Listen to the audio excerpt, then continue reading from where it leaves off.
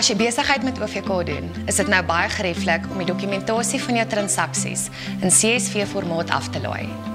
Hierdie formaat kan deur meeste rekenaarprogramme ingelees word. Ek gaan jou vinnig wys hoe jy dit maklik kan doen.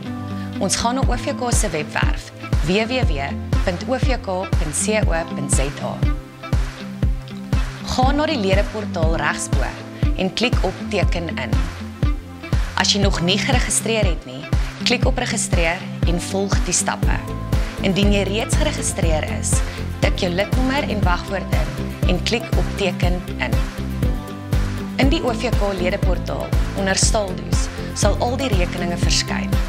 Klik op meer aan die regterkant.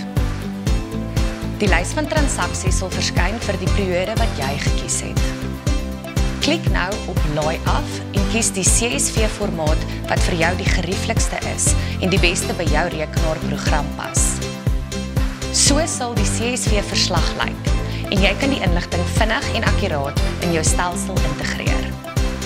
Ek is seker dat hierdie fasiliteit jou in staat sal stel om jou administrasie en interaksie met OVK met groot gemak te hanteer.